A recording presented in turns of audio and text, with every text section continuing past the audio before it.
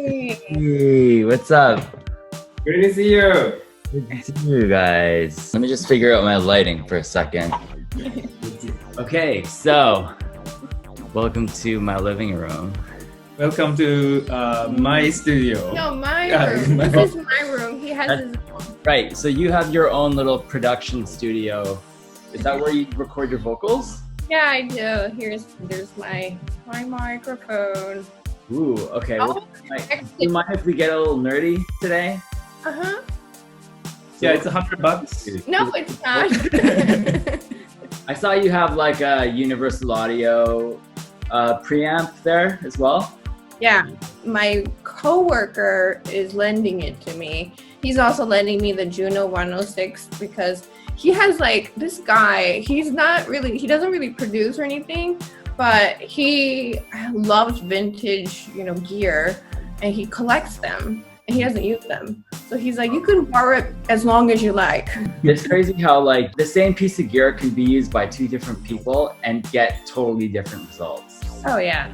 Yeah, like, look at like the Mini Moog, for example. It was used by all kinds of artists, from rock to funk, and yeah, just like two totally different genres. But that keyboard is just so instrumental in creating the sounds of that era.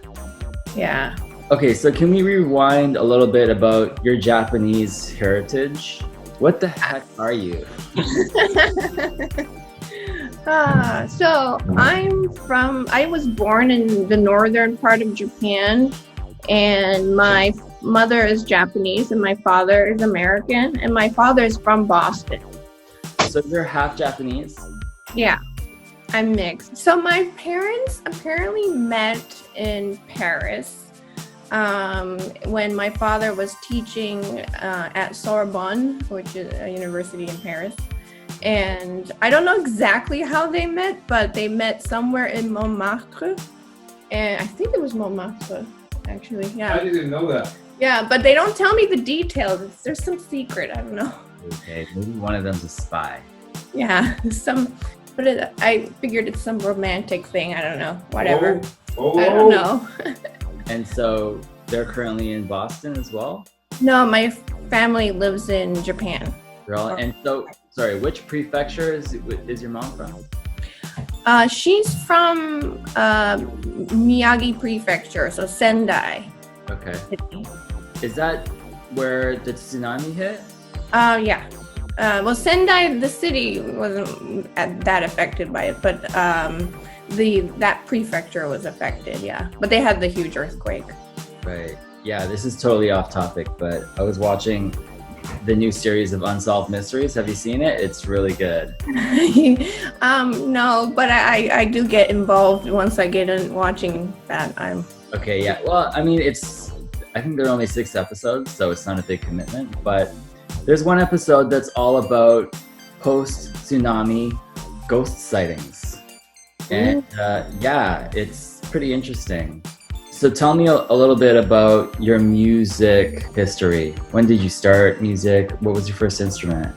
So when I was in my mother's womb, my father was constantly listening to a lot of classical and jazz. Well, actually, I was really interested in learning to play the piano. When I was in kindergarten, I saw my kindergarten teacher playing the piano, and I thought that was really cool. So I wanted to learn. And as soon as the piano came, I loved the smell of it, and the feel of it, the look of it. So then I really got into learning piano. So I started taking lessons when I was like 5. And then I got into studying classical vocals when I was 12. So it's interesting that you talk about you were in the womb and being subjected to classical music. I heard actually that when that happens, the child grows up with a higher IQ. Ooh. I don't know, but I have taken the IQ test once, and I was like higher than average, so that was pretty cool. Not Mensa level, but don't worry about that. No. When I was about the same age, 5 years old, my dad bought me this toy trumpet, and that's one of my earliest memories of music. And actually, trumpet was the first instrument that I picked up. Wow. So yeah, just an interesting little factoid there. That it's difficult. I mean, but if it's a toy trumpet, what was it made of? Plastic. Oh. Yeah. Did it have sound coming out? Or was it... Yeah, it had sound. I can't remember if actually the valves worked or if it was just like one note. Have you played the trumpet since? I played until I was about 13. Oh. And that's kind of when I got more into hip hop and records. So that's, hey, hi. So I got into hip hop and records and DJing. And that's kind of when I quit playing in the brass band at my Buddhist culture center and in school. Wow, Buddhist? Yeah. That's pretty cool. Yeah, so my parents were pioneers in the Buddhist community in Toronto in the 70s. Wow, that's funky. Mm-hmm. But enough about me. So your partner U-Key, there we go. He's always ready to be an incredible musician and producer who produced the remix for I Got Your Back. What's your relationship dynamic like? You're both musicians. Is there a little bit of competition? I know you almost exclusively work together. Do you ever get sick of each other? So basically, I've been working tons of music projects on my own. So you've been involved in a lot of musical projects that most of our viewers probably would have never heard of because it's outside of that disco and boogie realm. Animation soundtrack, movie soundtrack, and TV games and dance remix, a lot of house. And jingles as well. Yeah, I do. But to answer your question earlier, when we work together, we work really well together. We don't typically have arguments, but I think he's beyond pro level. Like he teaches this stuff, remixing and production. So sometimes when I'm working on something, he'll get a little bit impatient on my speed at editing on Logic or something like that, So there's that, and so I feel a little more pressure from him, like, why don't you know this? Why can't you do this? Do you know how to plug this? What? So I think my standard is too high. I started working since 14, and me as a professional musician, and my education was very strict for entertainment standard.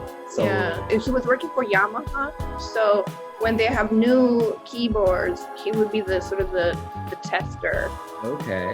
Yeah, so he'll learn the usability testing, and he'd give feedback to Yamaha. So I don't know, go to Guitar Center, see a keyboard, he'll know exactly what to do with every single knob, and immediately it's crazy. Can you tell me if there were certain models of a keyboard that you were involved with the development of? Yamaha DX, double tier organ called Yamaha DX. Organ.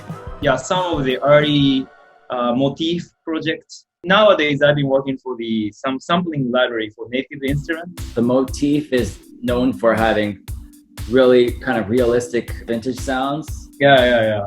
So is that something that they had to work on over time, or when they presented it to you, those sound engines and technology was already in place and it was just about refining the user interface? The sound was already been there, but the fidelity is getting better. That's usually how it goes, isn't it? If you look at the DX7, they came out with the DX7 II, I believe, a few years later, and it was 16 bits and everything like that, which was at the time considered better technology. But now if you listen back to all the classic records, it's all the original DX7 that was used. Not really. Like some of the Nile Rodgers production was the DX7 2FD, and lots of Doobie Brothers was a DX7, original DX7, which is 12-bit, 12-bit. But most of I think Al Jarreau records was made by DX7 to the FB, which is 16-bit. So are you the type that would look at the back of the record to see what kind of keyboards and instruments were used? Is that how you know all this stuff? One of those geeks, I could tell from the sound. So I know it's kind of funny, but I could tell, oh, this is Oberheim, this is Moog, this is Fender Jazz Bass, 79 electric or P bass or blah blah blah. And she usually asking me what kind of things. So it's kind of nice to connect to those like a type of things and tones and musicality and grooves and stuff to share some like information. So when I'm going to bed, he'll be watching YouTube videos of all the different synth sounds. So as soon as I go into the bedroom, I hear like the strangest sounds coming out of his phone. I'm like, what is that? I think probably that's one of the most greatest skills, I guess you could say, you could have in your arsenal as a modern producer is the knowledge of which instruments were used back then to recreate a certain sound. Yes, then now I've been teaching at Berkeley to modifying those sound and how to arrange those sound. Life is funny, sometimes you didn't plan to teach, but now I've been teaching because I've been geeking. Yeah, for sure. Your geeking skills have paid off. Yeah, I think so. Because, for example, you take a Rhodes keyboard and it's not as simple as just plugging it in to the console to get the famous Rhodes sound. There's so many steps in between the Rhodes to the tape machine or digital that you have to get right in order to get the same sound that everyone loves. Yeah, like recently I was, listening to Lonnie, well, like a lot of people have been listening to Lonnie Liston-Smith, and I was like, how do you get that sound, And then he has a phaser, a pedal that makes it sound just like his MXR Phase 90. Yeah, there's this mythological sound that D'Angelo has on his Brown Sugar album, the keyboard sound, and everyone in the recording world wants to know, how did Russell Elevato and D'Angelo come up with that sound? I think Brown Sugar album was mixed by Tim Lazam and Bob Powers, and the Voodoo album mixed by Russell Elevato. Okay. So this what they're using for the Brown Sugar was O1W, which is Korg synthesizer. Okay. And Russell Elevato's mix is based on an open reel tape, so which is a Studer open reel tape straight up. Even though editing on the Pro Tools, right after the editing, he dumped into the Studer using SMPTE time chords. So the timing would be a little bit more difficulty on the Voodoo album, but the MIDI sync was a lot easier on Brown Sugar album. So it's way more drum machine driven album on Brown Sugar and more studio live oriented album on the Voodoo. So two different kinds. Very cool. Okay, so Saucy Lady, let's get back to you. So I Got Your Back. It's a beautiful song, and I'm not just saying that because I'm involved in the project, but can you talk to us a little bit about how the lyrics of that came about? That's a good question. Well, usually lyrics come from when I hear a sound and whatever mood that it evokes. So at that time, I think they weren't, like, the chords were not a lot of major chords, so it felt a little bit more sort of not melancholy, but it was just sort of reflective sort of tone. So I think that's what sparked me to come up with lyrics that were about a couple that's sort of struggling to come together and be on the same page. It's tough to came up with a great lyric, but she did.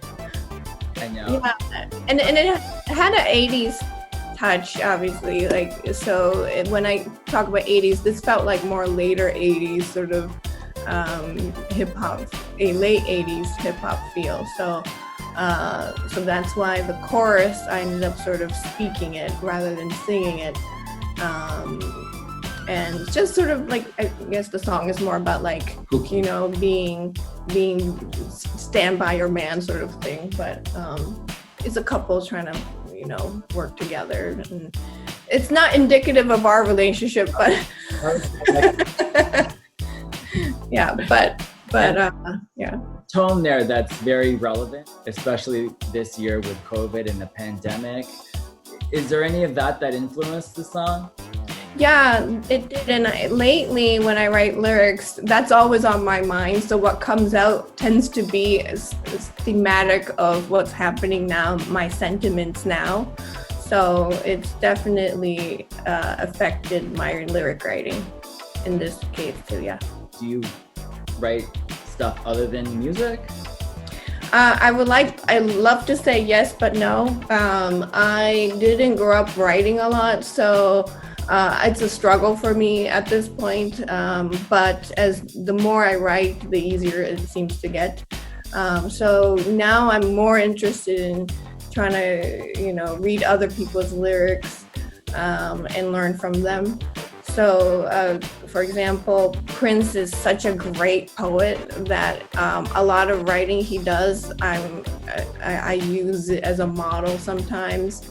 I can't get to that level yet, but yeah.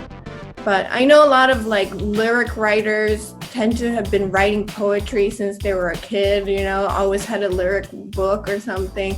I wasn't one of those people. I was always, you know, singing and all that, but I wasn't writing. So that's relatively new for me in the last 10, 15 years. Yeah. It's interesting that you mentioned Prince, because I recently just saw an excerpt of an interview that he did for Much Music here in Canada. And he was talking about the state of the record industry, record labels, and how they're going to become obsolete, which he pretty much predicted. But it was the way he was able to articulate everything so clearly and calmly was just mesmerizing to watch. And you can only imagine how in the studio, when he was directing his musicians, how efficient he was able to do that because of his command for the English language and being able to communicate his thoughts and ideas. I was in many choruses in the past, and one of the conductors I worked with, his name was Benjamin Zander. Yeah, from Boston Philharmonic Orchestra or something. So he was conducting the chorus that I was in at the time, and we were doing Mahler's Second Symphony or something. And the way he was describing the sound to us, to the chorus members, and all the dynamics and everything, and the poetry of the sound, like he could describe it so beautifully that you really get into that realm. And so when you're singing, you get the right dynamics and the right tempo and everything just by the way he's describing it in words. And obviously his hand gestures and everything else too. But that really helped, and it really takes you have a whole different perspective on the sound and how you bring out the sound. And they really brought the best out of us. Well, this has been fascinating. I'm sure we could talk all day about this stuff, but I think our time is almost up. Is there anything that you'd like to say before we say goodbye? Oh, wow. I have one thing. Oh. This lyrical content drives me making a remix. This opportunity makes me more into the Gil Masuda's production. And so I'm truly appreciating this, and I'm very excited to releasing this, and hopefully we could help each other more. And to add to that, you know, I think I love the fact that you have this label through your area in Canada, and like the fact that modern funk is sort of expanding even more, and our community is coming together more. I want to see more of that worldwide. So you're helping support that and making a community and culture. So around that. So I really appreciate your work around that. Thank you very much. That means a lot to me. And yeah, absolutely. That was one of my goals in starting the label, is just to be a part of the modern funk music movement that I was just watching from the sidelines, and obviously supporting through DJing and buying records. And yeah, it's interesting how it's kind of taken on a life of its own, Love Touch Records, that is, through the releases that I've been able to put out over the last year. So anyway, I'm honored to have you guys on the 5th release of Love Touch Records, and hope we can work together in the future. Cheers to you. Let's keep grooving. Yeah, let's keep grooving. All right, thank you guys. Okay, we'll talk soon. Yeah, bye, Gil.